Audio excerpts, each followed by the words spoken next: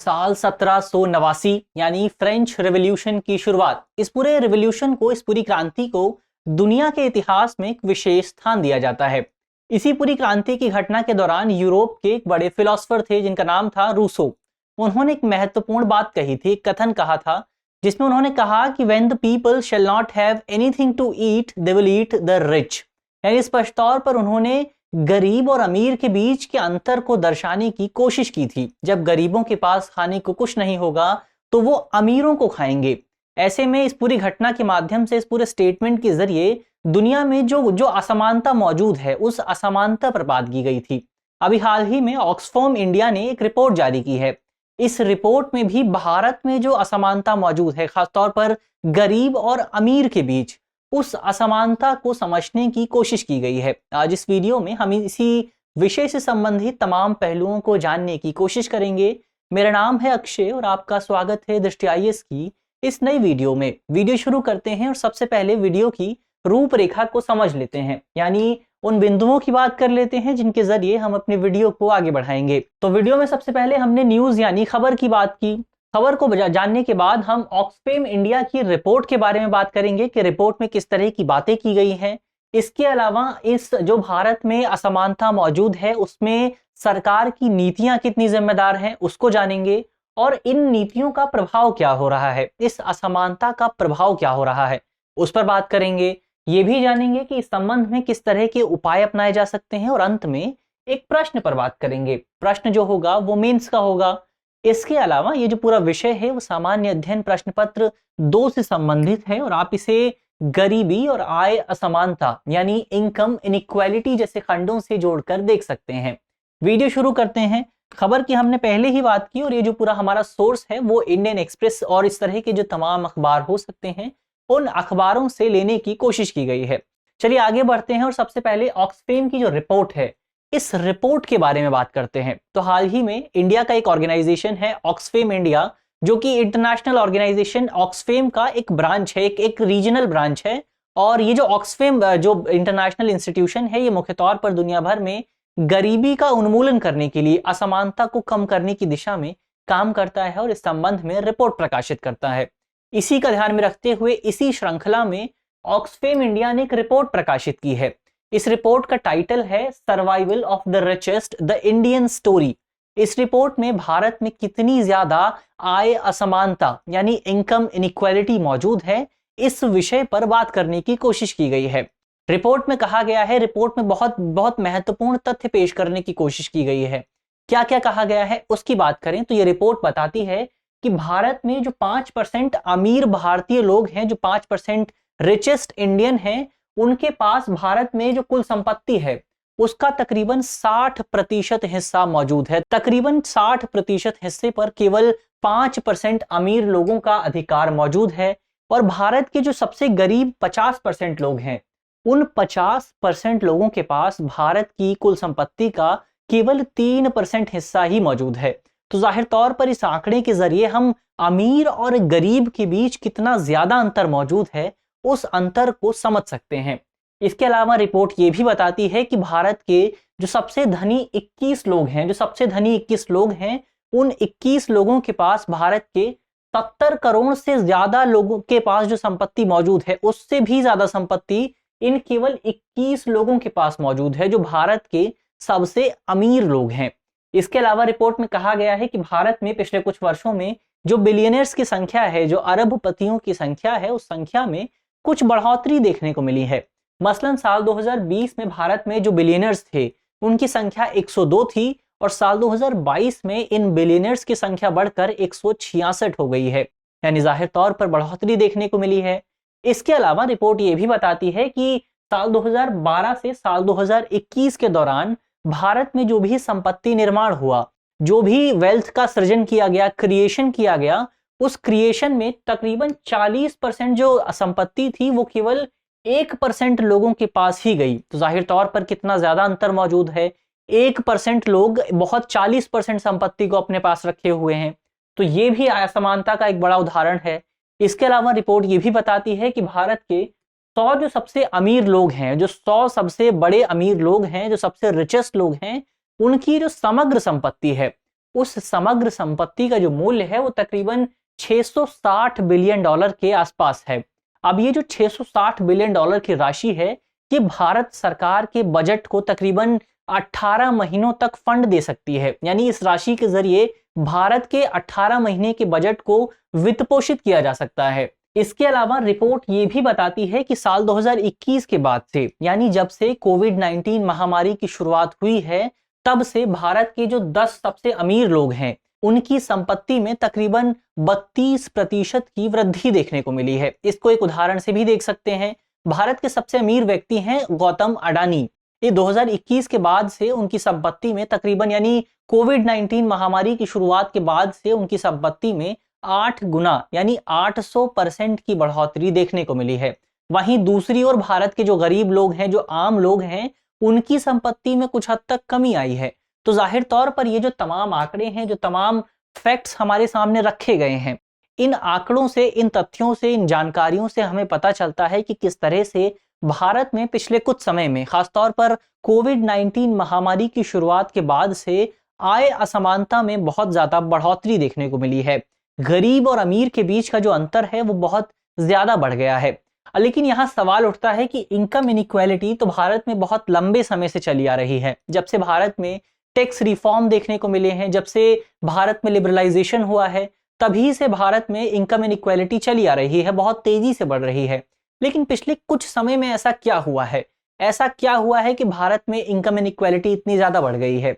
तो इसके लिए इस पूरी रिपोर्ट में सरकार की नीतियों को जिम्मेदार बताया गया है। किस तरह से बताया गया है, उस पर बात करते हैं। तो आपको याद होगा कि जब भारत में कोविड-19 महामारी की शुरुआत नहीं हुई थी, यानी 2019 में जब केंद्र सरकार ने अपना बजट पेश किया था, तो इस पूरे बजट के दौरान केंद्र सरकार ने कॉर्पोरेट टैक्स को 30% से घटाकर 22% करने की घोषणा की थी। इसके अलावा केंद्र सरकार ने यह भी कहा था कि जो नवगठित कंपनियां हैं, जो नई नई इनकॉर्पोरेटेड कंपनियां हैं, उन कंपनियों के कर जो उनका जो कॉर्पोरेट टैक्स होगा, उन्हें केवल 15% कॉर्पोरेट टैक्स ही चुकाना होगा। यानी केंद्र सरकार ने जो भारत की बड़ी बड़ी कंपनियां थी, जो भारत के अमीर लोग थे, उनको कर में कुछ छूट प्रदान की थी। और केंद्र सरकार के इस निर्णय की वजह से भारत सरकार का जो कर राजस्व था, उसमें तकरीबन 16% की कमी देखने को मिली थी। इस पूरे निर्णय की वजह से, इस पूरी टैक्सेशन पॉलिसी की वजह से केंद्र सरकार को प्रमुख तौर पर 1.84 लाख करोड़ रुपए का नुकसान हुआ था। तो जाहिर तौर पर केंद्र सरकार को एक बड़ा नुकसान झेलना पड़ा था। तो अब केंद्र सरकार के राजस्व में जब कमी आई, तो क्या किया केंद्र सरकार ने? केंद्र सरकार ने इस राजस्व की कमी को पूरा करने के लिए जीएसटी में बढ़ोतरी कर दी, वस्तु एवं सेवा कर में बढ़ोतरी कर दी गई। इसके अलावा पेट्रोल और डीजल पर सरकार जो उत्पाद शुल्क लगाती है, जो शुल्क लगाया जाता है, जो टैक्स लगाया जाता है, उस टैक्स में भी बढ़ोतरी कर दी गई। तो इसकी वजह से हम देख सकते हैं कि एक तरफ तो सरकार द्वारा जो बड़े अमीर लोग हैं, उन अमीर लोगों को फायदा पहुंचाया जा रहा है, उनके कर में कमी की जा रही है। वहीं दूसरी ओर सरकार जो गरीब लोग हैं, जिनके पास आय का बहुत बड़ा स्रोत मौजूद नहीं है, उन गरीब लोगों पर अप्रत्यक्ष कर बहुत बड़ी मात्रा में लगाया जा रहा है। क्योंकि जीएसटी में जब बढ़ोतरी की जाती है, तो इसकी वजह से आम लोगों को इनडायरेक्ट टैक्स पे करना पड़ता है। इनडायरेक्ट यानी अप्रत्यक्ष कर देना पड़ता है। तो जब अप्रत्यक्ष कर में बढ़ोतरी होगी, तो भारत के जो आम लोग हैं, उनकी जेब भी ढीली हो जाएगी, क्योंकि उन्हें भी ज्यादा पैसा देना पड़ेगा। तो इस तरह से केंद्र सरकार की नीतियों को भी इसके लिए बहुत व्यापक स्तर पर जिम्मेदार माना जा सकता है। इसके अलावा रिपोर्ट बताती है कि यही वजह है, सरकार की इन्हीं नीतियों की वजह से बीते दिनों भारत के जो 50% गरीब आबादी थी, उस गरीब आबादी द्वारा भारत के जो 10% अमीर आबादी है, उसकी तुलना में 6 गुना ज्यादा अप्रत्यक्ष कर पे करना पड़ा। गरीब लोगों को, जो गरीब आबादी थी, उनको 6% ज्यादा टैक्स देना पड़ा। इसके अलावा रिपोर्ट कहती है कि साल 2022 का जो जीएसटी कलेक्शन था, उस जीएसटी कलेक्शन में भारत के जो गरीब लोग हैं, 50% जो गरीब लोग हैं, जो गरीब आबादी है, उस गरीब आबादी द्वारा तकरीबन 2/3 जीएसटी का भुगतान किया गया था।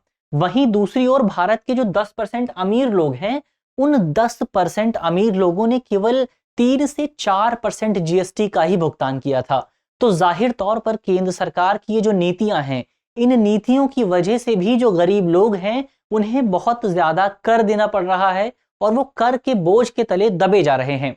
इसके अलावा ये तो जीएसटी पॉलिसी हुई।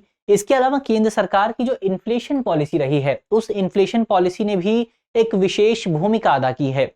इसको समझने के लिए हम साल 2022 में सितंबर महीने के आंकड़ों को देख सकते हैं। सितंबर महीने में भारत में जो शहरी इन्फ्लेशन था, जो अर्बन इन्फ्लेशन था, वो तकरीबन 7.27% के आसपास था।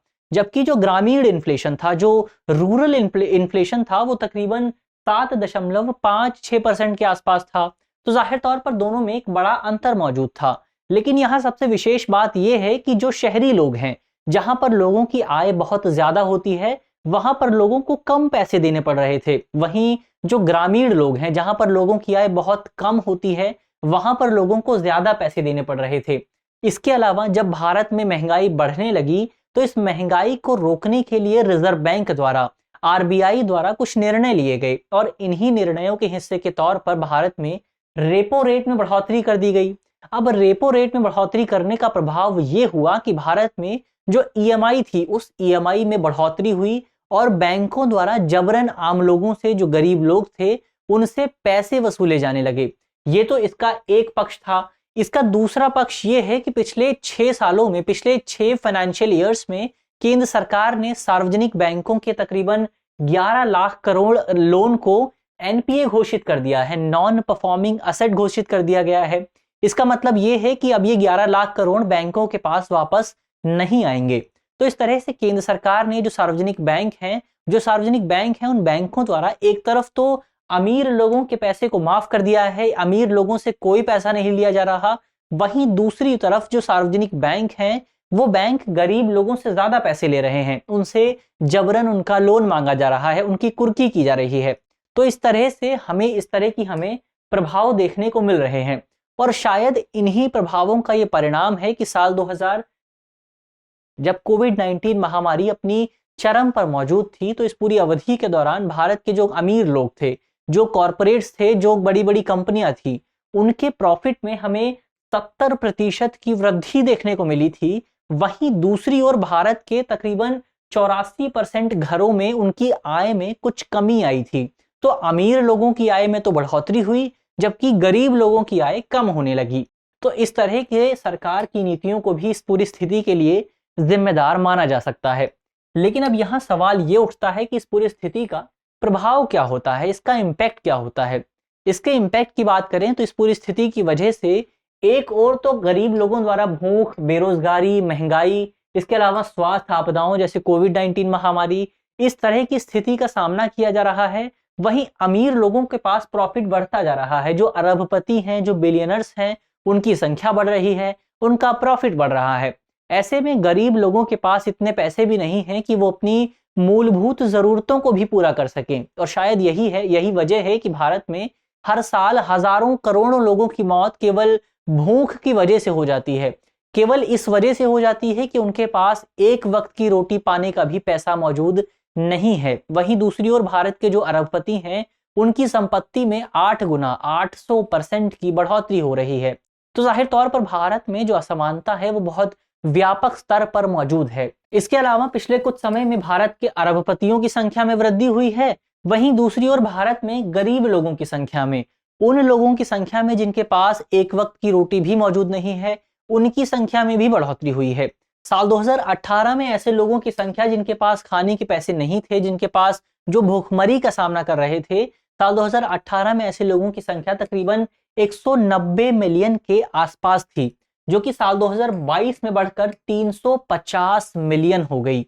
तो जाहिर तौर पर भारत में गरीबी भी बढ़ रही है और अमीरी भी बढ़ रही है।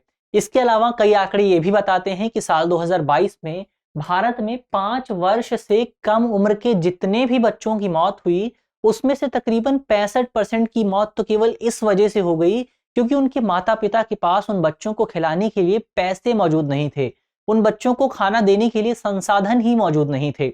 तो जाहिर तौर पर ये जो आंकड़ा है वे भी बहुत बहुत खतरनाक आंकड़ा है, भारत की स्थिति को दर्शाता है। इस तरह से हम कह सकते हैं कि भारत विकास तो कर रहा है, भारत में संपत्ति का सृजन भी हो रहा है, लेकिन ये जो विकास है ये पूरी तरह से इम्बैलेंस है, पूरी तरह से असमान है। ये विकास जो है वो बहुत सीमित स्तर पर हो रहा है और गरीबों तक इस पूरे विकास का कोई भी लाभ नहीं पहुंच रहा है। केवल अमीर लोग ही इस पूरी स्थिति से फायदा प्राप्त कर रहे हैं। तो ये तो बात हुई कि किस तरह से असमानता का प्रभाव होता है। इसके अलावा इसका एक प्रभाव ये भी होता है कि इस पूरी असमानता की स्थिति की वजह से, इनइक्वालिटी की वजह से भारत का जो सामाजिक ताना-बाना है, जो फैब्रिक बना हुआ है गरीब और अमीर के बीच, जो सोशल सिचुएशन बनी हुई है, वो सोशल सिचुएशन भी प्रभावित होती है। इसकी वजह से भारत में अपराध की संख्या बढ़ती है, भारत में हिंसा की घटनाएं बढ़ती हैं, क्योंकि जब लोगों के पास पैसे नहीं होंगे तो जाहिर तौर पर वो अपराध की तरफ जाएंगे, वो हिंसा करेंगे। इसके अलावा इसकी वजह से आम लोगों की जो उत्पादकता है उसमें कमी आती है, क्योंकि जब लोगों के पास पैसे ही नहीं होंगे तो वहाँ वो अपनी जो कैलोरी डाइट है, जो जो उनका जो आहार है वही पूरा नहीं हो पाएगा, तो उनकी प्रोडक्टिविटी में भी कमी आएगी, आर्थिक विकास में भी बाधा उत्पन्न होती है इसकी वजह से। और अंततः इस पूरी स्थिति की वजह से भारत की जो डेमोक्रेसी है, जो लोकतंत्र है, वो लोकतंत्र भी प्रभावित होता है। तो ये तो इसके प्रभावों की बात हुई। अब अंत में सुझावों की बात करते हैं कि इस पूरी स्थिति से निपटने के लिए किस तरह के प्रयास किए जाते हैं, किस तरह के प्रयास किए जा सकते हैं। उन प्रयासों की बात करते हैं, उन उपायों की बात करते हैं। तो इस पे सबसे पहला उपाय यही हो सकता है कि भारत में जो अमीर लोग हैं, जो रिच लोग हैं, उन अमीर लोगों की संपत्ति पर कर लगाया जाए, उनके एसेट्स पर कर लगाया जाए। मसलन इस रिपोर्ट में ये सुझाव दिया गया है कि यदि भारत में 100 अरबपतियों की संपत्ति पर 2.5% का कर लगाया जाता है, या फिर 10 जो अरबपति हैं, जो बिलियनर्स हैं, उनकी संपत्ति पर केवल 5% का टैक्स भी लगाया जाता है, तो इसकी वजह से भारत सरकार को तकरीबन 1.4 लाख करोड़ रुपए का फायदा हो सकता है। और इस पूरी राशि के माध्यम से भारत में जितने भी बच्चे अभी स्कूल में मौजूद नहीं हैं, जो अभी स्कूल नहीं जा पा रहे हैं, उन बच्चों को भी स्कूल पहुंचाया जा सकेगा। इसका एक प्रभाव ये भी होगा कि भारत में इंफ्रास्ट्रक्चर डेवलप होगा, एजुकेशनल इंफ्रास्ट्रक्चर बनेगा। भारत में जो स्कूल हैं वहां पर शिक्षकों की जरूरत होगी तो लोगों को रोजगार भी मिलेगा। इसके अलावा तमाम अन्य फायदे भी हो सकते हैं। तो एक तो सुझाव ये हो गया। इसके अलावा इस पूरी रिपोर्ट में विंडफॉल टैक्स और इनहेरिटेंस टैक्स की भी बात की गई है। विंडफॉल टैक्स क्या होता है? तो आपने महसूस किया होगा कि कभी-कभी किसी कंपनी की संपत्ति में अचानक से वृद्धि हो जाती है, बहुत तेजी से वृद्धि होती है, तो इसी वृद्धि को विंडफॉल कहा जाता है। और केंद्र सरकार चाहे तो इस विंडफॉल पर टैक्स भी लगा सकती है। कई स्कैंडिनेवियन कंट्रीज में इस तरह के टैक्स भी लगाए जाते हैं, तो केंद्र सरकार इस तरह का टैक्स भी लगा सकती है। इसके अलावा इनहेरेंट टैक्स का मतलब ये है कि यदि आपके पापा अरबपति हैं और आपको वो संपत्ति उनसे विरासत में मिलती है, तो उस विरासत की संपत्ति पर भी कर लगाया जा सकता है। इस कर के माध्यम से भी आम लोगों को फायदा होगा, सरकार को राजस्व मिलेगा। तो इस तरह के उपाय इस रिपोर्ट में पेश किए गए हैं। इसके अलावा ये रिपोर्ट ये भी बताती है कि केंद्र सरकार को गरीब लोगों पर जो इनडायरेक्ट टैक्स का बोझ है, उस बोझ को भी कम करने की कोशिश की जानी चाहिए। ये कैसे होगा? तो इसके लिए रिपोर्ट में कहा गया है कि सबसे पहले केंद्र सरकार को जो मूलभूत जरूरत की वस्तुएं हैं, जो आवश्यक वस्तुएं हैं, उन वस्तुओं पर जो जीएसटी लगाया जाता है, उस जीएसटी को कम करना चाहिए। इसके अलावा जो लग्जीरियस प्रोडक्ट हैं, जो विलासिता की वस्तुएं हैं, उन वस्तुओं पर जीएसटी को बढ़ाया जाना चाहिए। यानी गरीब लोगों पर कम जीएसटी लगे और अमीर लोगों पर ज्यादा जीएसटी लगे, ताकि आय के बीच जो असमानता मौजूद है, उस असमानता को कुछ हद तक कम किया जा सके। इसके अलावा रिपोर्ट ये भी बताती है कि भारत सरकार को यदि असमानता को कम करना है, भारत की स्थिति में कुछ सुधार करना है, तो स्वास्थ्य अवसंरचना पर निवेश भी बहुत ज्यादा जरूरी है। रिपोर्ट में कहा गया है कि भारत सरकार को असमानता को कम करने के लिए साल 2025 तक स्वास्थ्य क्षेत्र पर अपनी जीडीपी का तकरीबन 2.5% हिस्सा खर्च करना चाहिए। इसके अलावा रिपोर्ट ये भी कहती है कि आय असमानता को कम करने के लिए और लोगों को एजुकेट करने के लिए, शिक्षित करने के लिए केंद्र सरकार को शिक्षा क्षेत्र पर, एजुकेशन सेक्टर पर अपनी जीडीपी का तकरीबन 6% हिस्सा खर्च करना चाहिए साल 2025 तक। तो इस तरह के कुछ सुझाव इस रिपोर्ट में दिए गए हैं। तो हमने सुझावों की बात की, अब अंत में एक प्रश्न की बात कर लेते हैं। प्रश्न जो है वो मेंस का है और आप 250 शब्दों में इस प्रश्न का जवाब लिखने की कोशिश कर सकते हैं। आज का हमारा प्रश्न है कि अमीर और गरीब के बीच बढ़ती असमानता देश में अराजकता को जन्म देगी, जो कि अंततः देश के आर्थिक विकास को प्रभावित करेगी। आपको इस कथन की विवेचना करनी है, यानी आपको बताना है कि किस तरह से यदि भारत में आय असमानता बढ़ती रहती है तो इसके परिणाम स्वरूप जो भारत में अराजकता है, जो हिंसा है, जो अपराध की घटनाएं हैं, उनमें और ज्यादा बढ़ोतरी होगी और इस बढ़ोतरी की वजह से आगे चलकर भारत में जो आर्थिक विकास है उसके सामने एक बड़ी बाधा उत्पन्न हो सकती है। इसके अलावा आप कमेंट बॉक्स में बता सकते हैं कि केंद्र सरकार द्वारा जीएसटी को कब पेश किया गया था। मुझे उम्मीद है कि इस वीडियो के जरिए जिन बिंदुओं पर चर्चा की गई है वो आपको समझ में आएंगे, और यदि आपके प्रश्न पत्र में इससे संबंधित कोई भी सवाल आता है तो आप उसे आसानी से हल कर सकेंगे। इसके अलावा आपके लिए ज़रूरी सूचना ये है कि यदि आप इको सेंसिटिव जोन के बारे में जानना चाहते हैं, क्योंकि ये जो शब्द है, ये जो टर्म है, ये अक्सर चर्चा में रहता है कि केंद्र सरकार द्वारा या किसी राज्य सरकार द्वारा जब किसी क्षेत्र को इको सेंसिटिव जोन बनाया जाता है तो वहां के लोगों द्वारा विरोध किया जाता है। तो ऐसा क्यों होता है, ये क्या है, इन्हीं तमाम बिंदुओं पर आज हमारे इन डेप्थ कार्यक्रम में विस्तार से चर्चा की जाएगी। तो यदि आप इस कार्यक्रम को देखना चाहते हैं तो रात 8 बजे आप हमारे YouTube चैनल पर आ सकते हैं। धन्यवाद।